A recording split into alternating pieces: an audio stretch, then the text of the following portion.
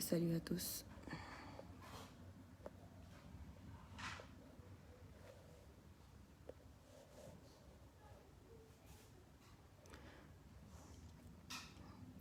Babou Diop Diop maa ngi leen nuyu di nuyu ñëpp ñoom Yondé Pape Touré Dior Moustapha yi ñëpp maa leen di jaajëfal bu baax. Alors bon, on va écouter déjà le discours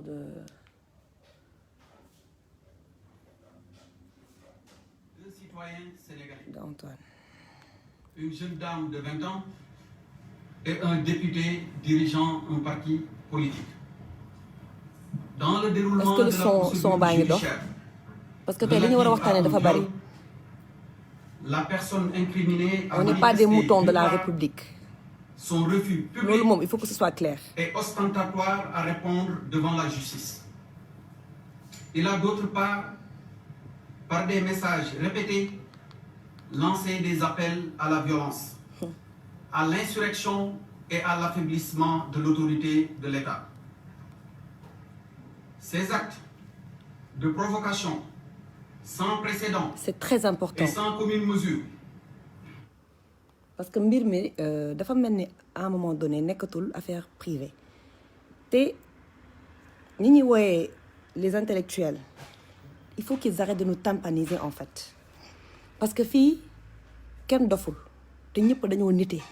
mbir mi dafa dépassé privé parce que pour man waxuma sax mbirum Adji Sarr côté viol parce que jigéen ñi je pense que seen kàddu jugagul ndax supposons viol amul naka nañ nar a xoolee jigéen yi nga xamante ne saasu ne ak suñu doom yi nga xamante ne 2 ans 3 ans pédophile yaa nga fi di leen def ay attouchement di leen violer lii bu nekkee dafa nekk benn coup d'état ñu jël jigéen teg ko ci kanam comme la ñu naan góor ñi bu ñu gisee jigéen dootuñu amati seen sago ba bëgg a piéger ki nga xamante ne mooy monsieur Sonko loolu askan bi duñ ko seetaan te ma bëgg a waxaat leneen tamit avant ñuy avancer ci discours bi démocratie nañ wax kon chacun est libre de donner son avis maanaam man tey faraluma nekkuma parti au pouvoir nekkuma Pastef waaye sama soutien dama koy jox monsieur Ousmane Sonko pourquoi parce que dafa am loo xamante ne nañ waxante dëgg ñi koy duut baaraamu tuuma mais ils ne sont pas blancs comme neige ñun voté wuñu pour kii dem massage wala kii def adultère et cetera mais attends Sénégal ñun république nekkuñu république islamique je suis désolée nañ bàyyi suñu hypocrisie bi boo ma weddee na nga dugg Femme Chic xool chaque jour jigéen jooy te infidélité jëkkëram chaque jour jëkkër yi jooy ci seen infidélité jabar kon il faut qu'ils arrêtent en fait de vouloir diaboliser monsieur Sonko pourquoi parce qu'il est parti se faire masser léegi nag ku nekk am nga droit ne man foogee ma ko woon fii li mu doon woote et cetera loolu d'accord naa mais à un moment donné faut pas qu'on nous prenne pour des chiens en fait voilà excusez-moi xam ngeen lu tax nañu waxante dëgg bon je vais diminuer un peu xam ngeen lu tax tey ma leen di wax lii que dafa war a nekk lu am importance on ne va pas voter pour Ousmane Sonko parce qu'il est parti dans un salon de massage libre à lui de faire ce qu'il veut s'il trompe sa femme eh ben ce sera à ces dames de régler ce compte avec lui ñun suñu yoon nekku ci chaque jour nga dégg ministre bu dem takk jabar ñii takk kaw ñii takk suuf xam nañ li xew ci dëkk bi kon faut pas nous prendre pour des cons man li tax may gën a révolté wu tey mooy pourquoi le président il reste silencieux pourquoi lan moo tax est-ce que mépris la est-ce que nappaate la est-ce que lan la te monsieur Sall avec tout le respect que je vous dois mais même bu nekkoon benn nit mooy jooy sa wareef moo doon nga wàcc man dama foone woon que présidence ñoo am problème de communication mais à la longue su may xool say discours yi fan yi ngay génn je comprends pourquoi doo génn lu bari ngay def noppi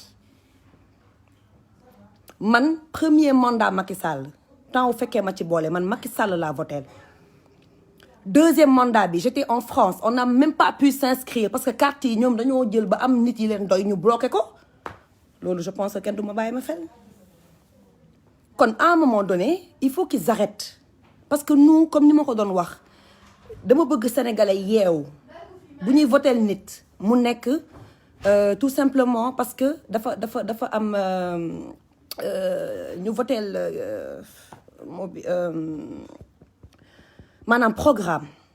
il faut que ñun sénégalais ñu votel nit parce que dafa am programme muy benn deuxième chose tout le temps problème wu loi dañ koy am mooy monsieur Sall bi ma doon yëg dafa newoon que bu defee 2 mandats day bàyyi waaye léegi ñu ngi bëgg indi affaire loi boo xamante ne ça a été fait par des hommes pour des hommes entre parenthèses ma defaale benn coucou pour code de la famille nga xamante ne jigéen ñi gisuñ ci seen bopp bref pour des sama sujet muy loi boo xamante ne dafa yàgg ay 1950 nañ lay wax ay 1960 fekk na léegi dëkk bi dox na dëkk bi changé na kon il faut qu'ils arrêtent de nous prendre pour des cons mun nañu nax benn yoon waaye kenn duñu nax ñaari yoon kon sénégalais yi damaa bëgg balaa may yeggali sama wax ngeen yeewu nekk nit ñaata sénégalais ñoo fi dee man j'ai été sur le terrain li may wax tey dama nekk sur le terrain nekkuma ci internet bi di encourager nit ki naan ko bravo merci non nekk naa ci terrain bi dem ba Saint-Louis dem ba Mbour def fa événement ñu bloqué woon ma préfet bi dafa bañoon préfet Mbour bi que du ma ko def dama yéeg wàcc woote samay nit jàppale ma mën ko def woo jeunesse bi les images sont là dinaa leen ko wan pour dire non à l'immigration clandestine j'ai été sur le terrain pour me battre ci littoral bi lan nañ daan wax sénégalais boo toogee wàcc wala buñ la jàppee kenn du la seet si d'accord waaye au moins du ma bokk ci ñi nga xamante ne dañuy noppi parce que nit benn yoon ngay dee tey nekk sama kër taal sama clim dugg sama oto moo gën a yomb ci man te dafa am leneen tamit loo xam ne maa ngi koy dégg mooy ñu ne la waaw da ngay demander audience da ngay kaas Macky Sall audience non Macky Sall moomul ministère yi nous on est des sénégalais bu ñu soxlaa dem audience dañuy demander audience parce qu'on a des projets yoo xam ne yaa ngi may dégg comme si tous les autres sénégalais dañu koy bind ñu koy financer kon ça veut pas dire que nit dafa nekk opposition wala parti au pouvoir que dañ ko war a xeex di ko sànni xeer ancien président dinañ ko dégg ancien ministre dinañ ko dégg waaye ancienne naag sénégalaise kenn du ko dégg ci àddina kon pays bi ñun ñoo ko moom vous parlez de paix ñun duñu woote violence te dañuy ñaawlu li nga xamante ne xew na fan yi passé waaye yuuxu boo gis am na lu ko waral sëgëm nit ñaa ngi dee mais attends ministre de l'intérieur barki dee moo Ndiaye monsieur John monsieur Antoine Félix mais attends monsieur John man j'ai rien contre cet homme mais hier mais quelle agressivité il était limite sur le point de nous donner des claques. Idrissa Seck même si son discours dafa xaw a nekk benn discours de politicien mais au moins il a mis les formes mais moi j'étais choquée hier d'entendre de regarder monsieur Antoine à la télé fas kanam gi parler comme si day dem guerre oh léegi nag yéen boo leen nangoo lii dëkk bu tàkk ngeen di wax sàcc Auchan ngeen di wax chaque jour tubaab yi ñëw piller suñu géej gi gis ngeen pillage bi xew démb dafa nekk lu ndaw te ñi nga xamante ne ñooy piller suuf si di sàcc milliards yi ñooñu dañ leen gisul xale yi nañ gis te tamit dama koy condamné waxuma que dama ànd ak ñoom parce que tamit man Auchan ay yëfu tubaab la yëfu sénégalais d'accord ma ci parce que suñu parents tubaab suñu parents sénégalais yaa ngi Europe di daan doole di liggéey ak tubaab yi sénégalais de l'extérieur yi engagé am jom bëgg seen réew dañ waxante dëgg ñaata artistes ñoo fi nekk tey mais il faut arrêter avec l'histoire de Samba Mbayaan mais jug leen wane seen bopp waxuma leen ngeen faral Sonko wala Macky mais sénégalais yiy dee suñu xale yi nekk ci mbedd mi ngeen ne pataaral événement bu amee yéenee njëkk a jug sénégalais jàppale leen mais il faut arrêter à un moment donné faut arrêter lii bu doon période esclavage yéenay tax ñuy noot bu ñu nootee yéen a tax fii ku noppi da nga nekk complice démocratie la faral leen Macky Sall d'accord vous êtes libre et on respecte kenn amul droit saaga kenn parce que dafa faral Macky waaye nag ngeen may nit ñi seen jàmm bu ñuy soutenir Ousmane Sonko te d'accord ma bu ñuy wax naan oui vous êtes des femmes nanani nanana mais c'est révolu tout ça les femmes ne sont plus ci air boo xamante ne dañuy toog def seen maquillage def seen taloo cokki def groupe def seen muso di tàccu président ça wiiw loolu dafa xeewi loolu suñu ay jamonoy maam lañu. Aujourd'hui les femmes vont prendre la parole. Nos enfants sont en train de mourir man doomu gendarme la sama papa tey dafa jug dem armée sama papa dafa xeex pour le Sénégal il a servi le président Diouf sama papa dafa liggéey ak président Diouf pale la jëlee retraitam sama enfance yëpp maag pale ñoo jàkkaarloo nii suñu kër ñi may seetaan dinañ ci xam musuma ci wax parce que gawma loolu mais j'ai eu un père digne bi ñu màggee ma koy laaj ne ko papa am na ñoo xamante ne ci nguuru Ablaye Wade nekk nañ ay garde corps ñëw ñii am seen ay kër ay seen ay château ay milliards papa lu tax amoo kër boo xam ne Almadies la nekk comme ñoom waaye il m'a fait savoir que ñaqam la dundee te ñaqam may ko woon c'est un homme très noble waaye tey alhamdulilah parce que bi mu retraité yàgg na te mosoo dégg dara kon macha allah doomu gendarme mooy wax ak yéen tey dama bëgg a woo sama papa colonel yi papa généraux yi papa major yi man ci camp laa juddoo conk gii laa màggee ak caserne Faidherbe lan mooy ndayu ay policiers jël dem ay di tirer ay manifestants il faut pas qu'on fabrique des monstres je suis désolée man je suis outrée par tout ce qui se passe mais policier naka nga mënee jël wala gendarme yow pistolet nga mel ni ku nekk guerre seen peuple kenn waxu ci nervi yi ngeen jël di leen fay 10 000 15 000 ñuy terroriser population bi bés bu population bi jógee ba révolté di ngeen xam ne lépp dëgg la di ngeen xam ne nguur jaru ko fii li fi xew may parce que dem moo njaay mu ngi fi waaye lii yëpp man en âme et conscience damay woote pour jàmm ak salaam parce que suñu liggéey nañu am suñu ay doom nañu am xale yi jàngiwuñu ñun liggéeyuñu ñu ngi nii toog ci kër yi di xoole waaye nag jàmm ji dafa war a nekk ci ñaari parti yi mooy ngeen may nit ñi seen jàmm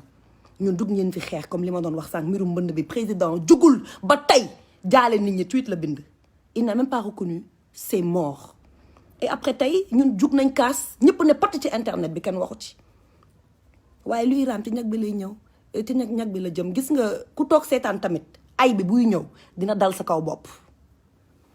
kon woote leen jàmm woote salaam te beneen chose aussi chef religieux yi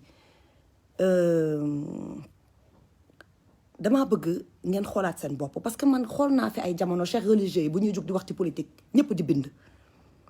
bind ñàkk teggin bu ñu xasee waa Tiwaawan xas waa Tuubaa xas waa Laayeen xas Ñaseene comme si seen papa yeeg seen yaay yi ñoo gën a nekk nitu diine yu mag yi ngeen baal ma ci kàddu gi man suñu jamono ji xale yu ñàkk teggin laa gis moo tax lu ñuy dal duñ ko xam parce que mbir bu bon buy ñëw ñëpp lay dal ku nekk tëye di tweeter ku nekk boo amee sa moment di bind xas nit ki saaga nit ki et cetera après léegi nag tey ngeen bëgg jàmm di bëgg a woo chef religieux yi mais suba bu chef religieux yi nar a jug wax ci politique kon il faut ngeen may leen loolu parce que nag nit doo ko yaakaar ba pare yëpp ko lii dafa nekkoon wax joo xam ne dama ko dencoon parce que dafa nekkoon loo xamante ni daf ma doon trotter tout le temps démocratie dafa nekk lu baax ci dëkk Sen TV ni ñu coupé seen signal neexuma ngeen baal ma man Walfadjri ni ñu coupé seen signal neexuma TFM bi ñu taal ak RFM neexuma mais ñi ko moom am nañ droit wax comme bañ a wax il faut ñu nangul leen loolu tant que nekkuñu dëkk boo xam ne dañuy woote démocratie bu mu nekk démocratie bu ngarale na nekk démocratie boo xam ne pour ñëpp la tey ndax neexu la bul seetaan mais rombal en revanche bu nekkee da nga am sa avis mais wax ko nañ waxante dëgg lii dafa ñaaw man nag woote 8 mars bi résistance bi ñu wootee man danaa ca dem danaa dugg doxantu woote jàmm woote salaam ndax ñun jigéenu Sénégal ñoo war a jug takku nañ leen jug takku génn ci internet bi nañ leen jug takku ngir woote jàmm nag laa wax woote jàmm woote salaam dañ waxante dëgg dafa am benn bés mu am benn waay boo xamante ni dafa romb gis ñaari waay di xeex ñu ne ko waa sëñ bi doo leen àtte ngeen baal ma àq ci vraiment mouchoir bi waa ji ne moom ay xeexu xale yoonam newu ci ba ma xale yi romb dem yoonam bi mu demee ubbi butikam benn doom bu sob la am xale bi ne firib dégg coowu xeex bi rek daw buñ ko ba ma xëy xale bi doomam bee njëkk a dee loolu dafa nekk ay jàngat yoo xam ne olof yi dañ koy yeddaatee mooy maanaam ay mieux vaut fay coow li balaa coow li di dem foo xamante ni yow doo ko xaar dañ waxante dëgg ba pare man duma juriste sax waaye garde à vue ñaata temps la bu nekkee am naa fi benn juriste peut-être j'aurais bien aimé jël ko Papa Thier sama papa maa ngi lay nuyu bu baax a baax maa ngi lay nuyu di la sant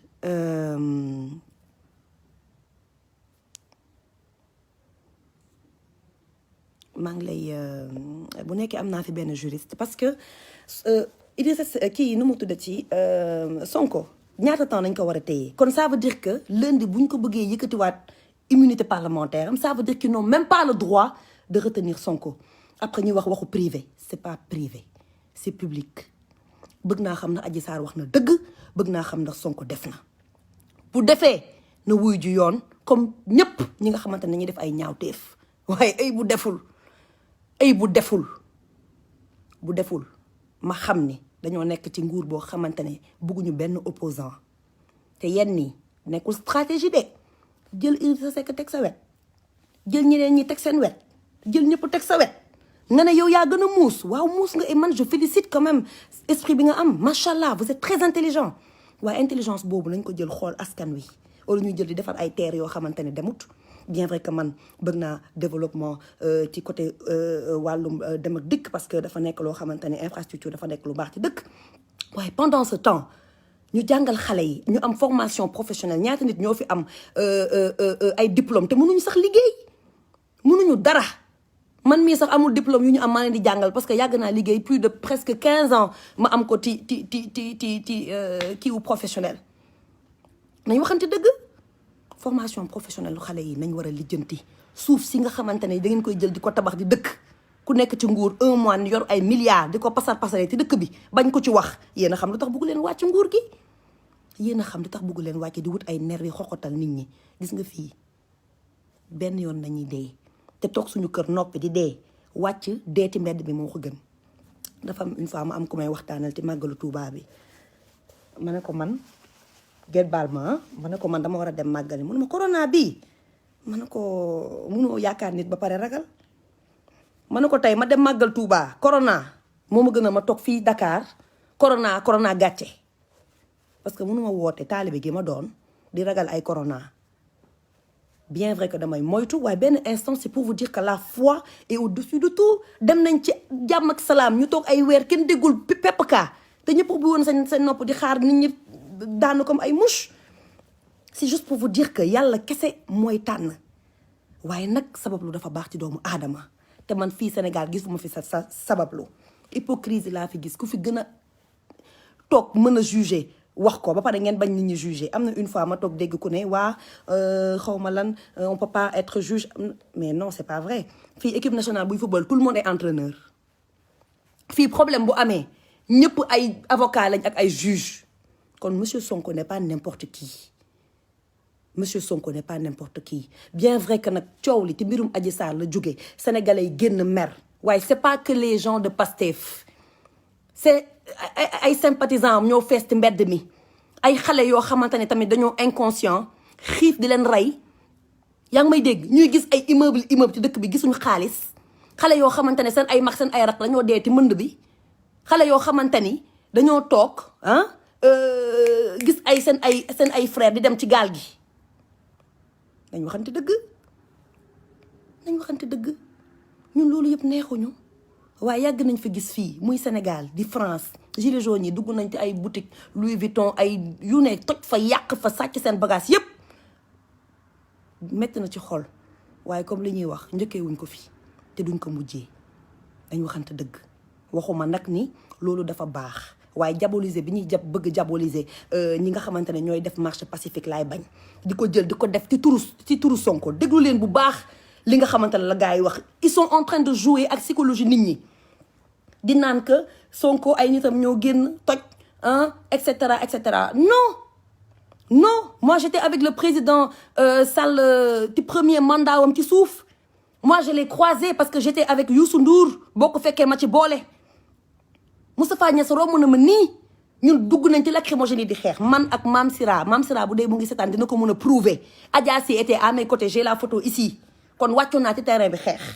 Ndiaga Ndour mën na ma ko firnde parce que moo naroon fay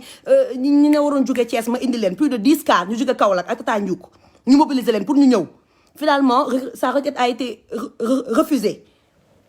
kon tey waruñu toog jël nguur après def yeneen air daal changer rouler koo xamante ne yow mais moi je suis déçue j'ai beaucoup de respect pour notre président parce que suñu président la président de tous les Sénégalais la nga voté nga ba ñàkk voté waaye li ma naqari mooy naka nga mën a am prétention toog ci ay journalistes yoo xamante ne des fois seen répondant dafa des man mi nekk journaliste ba ma fa nekkoon poser question yi Sénégalais di laaj naka nga mën a toogee limite snobé en fait non man gisuma morceau bu xonk gisuma lu xonk gisuma lu rouge mais ku gisul lu xonk lu rouge gis toj mi ñàkk gis lu xonk ak lu rouge moo tax toj mi am waaw nit nag du wax dara di ko ragal la ma ca góobe gar ko waaye sama liberté de penser kenn du ma ko yàqal kenn Bob Marley wéy na wéy bu am solo emancipate yourself from mental slavery esclavage nii amatul dañuy dugg sa mind bi jàpp la xoxotal la nga nekk xolal nga nekk buq duñ ko nangu tey duñ ko nangu ëllëg na jàmm ñëw ci dëkk bi waaye lii mayee jàmm mooy président na nga génn wax ak sa askan waxal ak askan wi askan bi jooy nañu on a un pied à terre les mamans souffrent parce qu'on a peur pour nos enfants les nervis sont en train de tuer ces gosses qui sont-ils que justice soit faite man politique guma waaye le Sénégal m'a tout donné fii laa màggee élite modèle look def fi lu ne tey yomboon na ci man ma toog ne pataaral teg sama we ba fii takk samay xef ba fii waaye fu mu waree dama koy def waaye fu ñu waree simmeeku sol tubéy sol casquette wàcc ci terrain bi dama koy def lii xew ñaaw na neexuma vous êtes des intellectuels vous vous dites intellectuel wàcc leen ci terrain bi ngeen def débat d'intellectuel askan bi woon mën a tànn ba pare les opposants man am na ñoo xam ne dégguma leen du ma leen citer nag tey mais xam ngeen leen message leen ma yan opposant ngeen gis bëgg réew ba pare defoo dara pour sa réew vous êtes où vous avez peur de quoi sortez parlez avec le peuple yow naka ngay mën a nekkee opposant Barthélémy Diaz nañ gis mais Cheikh Omar Sy nañ gis ancien député Ngiraas yi nañ gis Mariama Fam waxu noppi Bousso nañ gis mais vous êtes où nom de Dieu vous êtes où sortez bu leen jël mbir mi di ko këpp ci chef religieux yi nga xamante ne bu ñu leen waxee doo leen dégg ngeen naan vous êtes dans un pays de droit un pays républicain mais parlez alors parlez wax leen fan ngeen nekk génn leen askan baa ngi jooy xale yi ngeen di gis kese d'accord sàcc nañu def nañ lu leen saf xiif nañ payé yëpp boutique yëpp waaye y a pas que ces enfants là ñi ko wax ak ñi ko waxul ñu ngi ci kër yi di ñaxtu ñu ngi ci kër yi di jooy bu ñu waxee ngeen génne ay chiffres def ay bilan sonal nit ñi ak seen français yu fort te kenn xamul li ngeen di wax wala boog Macron nañuy xaar mu wax président Macron si vous êtes au courant de ce qui se passe au Sénégal parlez on sait plus en fait c'est bleu blanc rouge wala vert jaune rouge man nag citoyenne laa te dëkk bi laa dëkk doomu gendarme laa bokkuma ragaluma nit mën nga ma jaay doole waaye barki Serigne Touba lu ma waaye def dama koy bàyyi ak Sëñ Fallou Mbacké fii ngeen def ak ñàkk def de près ou de loin yàlla nañu yàlla àtteeg yéen ñun dañoo sonn kenn mënuñoo respecter africain nii ret avec toutes les ressources que l'Afrique a mais posez-vous la question pourquoi on a un problème de dirigeants est-ce que c'est le peuple qui dort nañ waxante dëgg tel peuple tel président nañ leen jug ñu yeewu yàlla du wàcc defaral ñu suñu dëkk bi lu ñu naqari nag nañ ko jug xeex ko te bàyyi nit ñi ñuy xoqatal comme ngeen leen justice bi dafa nekk justice su ñëpp tëddee njaaxaanaay Ousmane Sonko tey kay waru ko woon tëj di ko jël di ko yóbbu xeex goo xam ne amul avocat sénégalais toog ne pat patt du fi am te gis ngeen jàmm ji boo leen ko bàyyiwul ci biir kër yi la leen nit ñi di fekk sànni leen lacrymogène rey leen. et aussi ma yeggali ci policiers yi ñun ay doomu gendarme lañu ñun mësuñu gis suñu papa def lii ñun suñu papa dem na guerre maire bi toog di jooy jaaxle tempswul jamono yi Liban ñun juddooguñ sax ay nettali nañ ci am. Sénégal naka xewe événement naar yi boobu xale lañ woon déggoon nañ liñ fi wax kon jàmm nañuy ñaan duñu ñaan xay mais li ma leen mën a wax mooy jug leen jigéen ñi jug leen bàyyi seen oto yi wàcc wax ak nit ñi góor ñi jug leen ah sama waa kër yi dañuy tiit ndeysaan sama waa kër yi dañuy tiit di ngeen tiit di ngeen jaaxle mais nañ waxante dëgg. woykat yi vous êtes où? Les chanteurs vous êtes où? Les artistes vous êtes où? On a entendu que les rappeurs. Ceci n'est pas normal. Même waxuma la ngeen nekk partisan mais tey xale yii dee Bignona xale yii dee feneen ak feneen xale yi dee fépp ñuy tiire bal buñ ko posté oh rip subhanallah vive la démocratie. Je suis désolée mais arrêtez de vous cacher derrière vos smartphones. Mais arrêtez. Pendant le peuple brûle nous sommes tous chez nous toog di xoole au nom de quoi? Au nom de quoi? Mais chaque jour ay ñoom Guy Marius Sagna war nañ toog ñu koy simmi taatu neen dungu di ko bëgg a toroxal psychologiquement mais s'il n'est pas fort il va devenir fou mun na génn rey nit mun na génn dof mun na génn nekk beneen personne mais loolu su boobaa faute bi état bi la bu ñu nee Macky Sall c'est pas que lui moo ñëw di simmi waate mais tey pepp sénégalais liir buy soog a juddu sax tey sa responsabilité Macky Sall da ko yor parce que moom mooy suñu président kon monsieur le président dara mënu laa ëmb te réew mi tuuti nga di wax ay wax yu kenn xamul sànq man xaw ma sax li nga bind sànq tellement que j'étais choquée amul benn massa ne nous envoyez pas votre ministre de l'intérieur qui sera certainement changé demain ou après-demain on veut vous voir yow nañ bëgg a gis nga toog ak askan wi bu ñu mépriser bu ñu tuutal yow nañ bëgg a gis dégg naa yónnee nañ délégation Touba sëñ bi delloo leen ay yu kenn xamul kon am na yu fa xew yoo xam ne ñun mënuñ ko yëg mais boo bëggee jàmm bu ñu yónnee ay nit Idrissa Seck génn na mais Idrissa Seck li mu def sénégalais peut-être ñu bëri nañ waxante dëgg génn bi kan la saf et pourtant c'est un homme remarquable qu'on estime wàññiwu ma kenn tooñu ma kenn waaye damay wax au nom du peuple sénégalais on veut voir le président Sall. On veut entendre notre cher président qu'on a élu na wàcc wax ak askan wi xale yi jigéen yaa ngi dee góor yaa ngi dee jigéen yaa ngi jooy seen ay doom papa yaa ngi fi jaaxle nit ñi dàqati corona bi nag mënuma la ko wax tey benn xol neexul te xol yi yàgg na naqari mais nit ñee ne woon patt mel ni dañoo gëmm mbirum Sonko bi nag ñëw mel ni àqam dafa dal waa dëkk bi coow li ne fi kus mais Sonko da ko déclenché mais tey ñii ñu ngi marché parce que seen doom dee na te mbënd bi ñii ñu ngi marché parce que yoruñ dara dañoo sonn ñii ñu ngi marché parce que dañoo toog yaa ngi may dégg seen requête ñu koy yónnee kenn du leen faale parce que amuñu bras long étudiant yaa ngi nii chaque jour ñu xeex kenn du leen faale parce que amuñu bourse te étudiant dañoo war a toog am bourse ndax am na ñoo xamante ne ils ont la chance d'habiter à côté d'avoir des parents à côté te yenn saa yi sax ñu génne leen seen kër du ñu am lu ñu lekk du ñu am lu ñu naan kaas gi dafa bari te saafara gi bariwul lii la nit ñi di jooy kon partagez les vidéos partagez les comptes ñu mën a joxaat Sen TV seen signal joxaal Walf seen signal parce que personne n'a le droit de piétiner notre démocratie loolu kenn du ko nangu personne n'a le droit de piétiner notre démocratie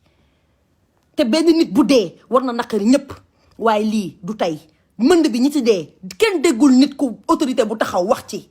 nañ waxante dëgg bu dee mbirum 3e mandat bi la man mii su ma bëggee présenté war naa mën a xam ndax yow da ngay dem 3e mandat ma waajal sama bopp wala demoo wala su ma waajalul sama bopp waajal samay nit yu ma bëgg voter il faut que ce soit clair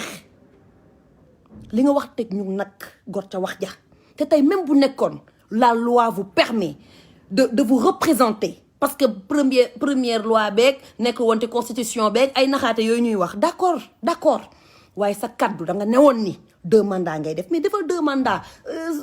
kii war a yéeg def 5 ans après ngeen demaat jogante boo mun na am nga gagné bu liggéeyul yow nga gagné nañ waxante dëgg. man nag wa salaam ba suba incha allah boo leen dawul duma daw boo leen taayiwul duma taayi tey nag dama ne woon sax mbir mi dama koy seddal waaye kuy wax dëgg doo muur sa wax te nit warul ragal dëggam. léegi nag bu nekkee am na ñaar ñett yu ma mën a jël ma jël leen nuyu leen suba ma yeggale di jaajëfal nag waa Ficha Sénégal waa Origine waa Sen Riposte vraiment ñu nekk ci internet bi ñëpp di si jàpp ñu ngi leen di jaajëfal yéen ñëpp parce que xibaar yi kenn waruñu ko nëbb dañ ko war a wax mu leer. léegi nag ñiy yàq lenn laa leen bëgg yëgal ñun ay jigéen lañ te 8 mars dafa jot foog ñu wane suñu bopp bàyyi leen sàcc geek yàq gi. ay xale ngeen d'accord waaye dama kon sax ñu naan ay xale ndaw yoo xam ne xamuñ dara ci politique je dis non xale bu ñu xamul tamit ci politique gis nañ seen yaay xëy di lijjanti téeméer duñu lekk. doomu boos yi ñoo toog duñu xam dara ci politique parce que bu ñu gestoo gis seen yaay gis seen papa ñu fay leen seen école ñu lekk ba suur ñooñu duñu muus comme xale yu pauvre yi. wala ñi nga xamante ne dañuy naan doomu baadoolo dañ leen di wooyee wala ñi nga xamante ne dañuy naan seen loxo jotul seen ginnaaw ñooñu dañuy xam àddina plus que yéen plus que man. parce que dañuy xam lan mooy souffrance dañuy xam lan mooy xiif dañuy xam lan mooy sonn kon ñooñu dañuy am maturité ba pare nañ bàyyi sànq maa ngi dégg monsieur Seck di ko wax ñuy bëgg naan waaw ñu dundal leen ak ñu wax dañoo dépassé jamonoy xiif. am na ñu xiif gaa waaye dañoo dépassé jamono joo xamante ne bu sénégalais jooyee ñu jox leen ceeb jox leen diwlin ñu yogor yi dem jamono boobu c'est révolu. jamono boobu c'est révolu gis nga jamono ji jamono joxe bakkan la. waaye nag ce serait dommage qu'il y ait beaucoup plus de morts pour que ngeen mën a comprendre que yéen dafa mel ni vous n'êtes pas sur la même longueur d'onde ak askan wi. c'est ça c'est un problème de compréhension à un moment donné vous n'êtes pas sur la même longueur d'onde yàlla xam na ko vous n'êtes pas sur la même longueur d'onde kon essayez quand même bu nekkee am na ñoo xam ne dinañ mën a wax ak moom kàddu gi wax ñu wax ko ci population dafa sonn nit ñi dañoo mer dañ ko bëgg dégg du gàcce ndeysaan Ablaye Wade ndeysaan ku ma ne woon dinaa toog jooy Ablaye Wade j'ai pas regretté quand même parce que li mu bëggoon def tamit c'était légitime ñu mën ko xeex bañ ko jox doole yooyu waaye am na à un moment donné je sais pas si yéen a ngi koy fàttaliku Ablaye Wade dafa ñëwoon toog saa yu waxee dellu ginnaaw saa yu waxee peuple bi jug ñu weer di ginnaaw bu waxee syndicaliste yi jug mu dellu ginnaaw ñu naan tapet la dafa ragal ndeysaan Wade mësul ragal Wade dafa bañoon direct tuuru dafa bañoon coow di am dëkkam di yàqu dafa nekkoon patriote waaye tey président bu noppi bu xale yi génnee même bu nekkee sax ñu ngi toj dañ leen tëj wala ñu xam nañuy def bàyyi brutalité policière yi pour lan jàpp nit de 100 fois nga rëy boum parce qu'il a fauté bu doon ko fauté ñu dóor la bal wala sànni la xeer kon yéen ñi doo leen fi des à un moment donné je dis stop les gens sont fatigués waaw bon alors bu nekkee mun naa am ko ma mën a jël d'accord kan moo mën a dugg je sais pas j'aimerais pas Abdoulaye Cheikh bon écoutez si quelqu'un a envie de rentrer j'aimerais pas citer des noms bu nekkee am na ko mën a dugg na mën a dugg na mën a dugg ñu mën a waxtaan parce que mbir mi buñ ko bàyyi ne du dem te nit ñi même boo defee appel pay dinañ ko def de mais intérieurement sénégalais duñ la dégg intérieurement parce que le mal est profond le mal c'est pas seulement Sonko c'est pas les gens de Pastef parce que lii bu nekkee Sonko dañ ko bàyyi da ngeen seetaan ñu xoxotal ko ëllëg bu ñu paree ci Sonko ci keneen nañ jëm dëkk dafa war a am opposant des gens fiables sont là dañoo war a dem jongante nañ waxante dëgg nit ñi moomuñ nit ñi te député yi nañ waxante si yéen député yi seen layow moom nit ñi dinañ ko xaar yéen boo leen layowul fii layoo fële fii kenn du fi député Macky Sall fii député sénégalais yéen vous êtes les députés du peuple kon il faut que ngeen agir comme député du peuple dëkk bi liñ fi wax yëpp kenn mënu ko wax bu nekkee nag moor yëpp da ngeen ko nar a jël teg ko ci ndoddu Sonko loolu dëkk bi duñ ko nangu je vous le dis dëkk bi duñ ko nangu ku dul man sax dina génn wax te suñu waykat yi ñu ngi leen di déglu suñu artistes yi ñu ngi leen di déglu Nigéria policier bu rey nit dëkk bi jug nañ ñoom Davido ñëpp jug nañ wax Congo ñëpp jug nañ wax Sénégal patt bi nañuy maye yéen a ma rusloo après demain bu ñax yi verte ngeen ñëw sëgg di lekk loolu du fi demee noonu te du fi am ngeen baal ma nag bu nekkee wax ci dafa dëgër waaye nit moom du sàmm kàddoom man nii laa mel Soya, tu es en ligne. Alors, je sais pas si je pourrais te prendre. Xewe. Numme keneme. Numme tam-tam. Bon, def leen ma signe, bu nekkee am na ku bëgg a dugg na ma def drapeau Sénégal. Aujourd'hui, bu nekkee am na ku bëgg a dugg waxee avem na def drapeau Sénégal ma mën ko jël ñu daal di waxtaan. Voilà. Voilà. Da nga bëgg wax ok Karara ñëwal. Et chacun est libre hein ku nekk na nga dugg wax la la saf. Ti jekk ak teranga. Voilà. Alors, je vais essayer de te prendre. Bon, fais-moi une demande. Je te vois pas. Fais-moi une demande. Fais-moi une demande comme ça ma mën la jël rapidement. Mort. Mais nag xam nga man gis ngeen dama tàmmul direct li may dugg ci direct bokkul.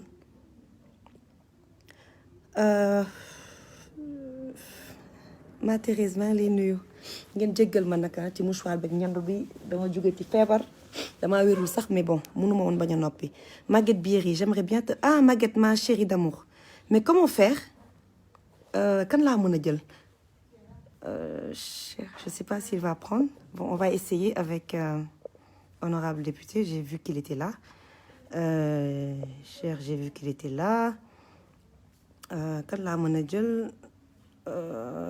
Voilà. Bon. Léegi ku mën a dugg rek j'ai envoyé des invitations. Bu nekkee am na koo xam ne mën a dugg mu mën a wax. Vraiment je vous remercie vraiment et vidéo bi nag boo leen ko gisee mooy dafa am ay messages yoo xam ne dafa jàlloon démb jàll tey te ndayu mbilli gi ba tey waxul te ndayu mbilli gi dafa war a wax parce que bu waxulee mbir mi du fi yem. Wàcc ay bralon wàcc armée man damaa ruus bi ma déggee armée man dund naa ba heure bi gisuma armée lu dul ci défilé wala temps wu Yaya Jammeh ba ngay wàccal sa dëkk armée c'est une honte et l'histoire retiendra. L'histoire retiendra.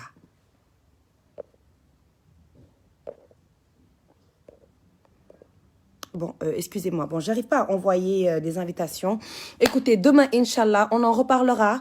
En tout cas, la résistance continue. On est le peuple sénégalais. Oui à la démocratie et non à l'oppression. Ousmane Sonko nag nañ ko may jàmm mañ ko salaam dëkk bi jàmm ñëwaat ci jàmm ak salaam jaajëf.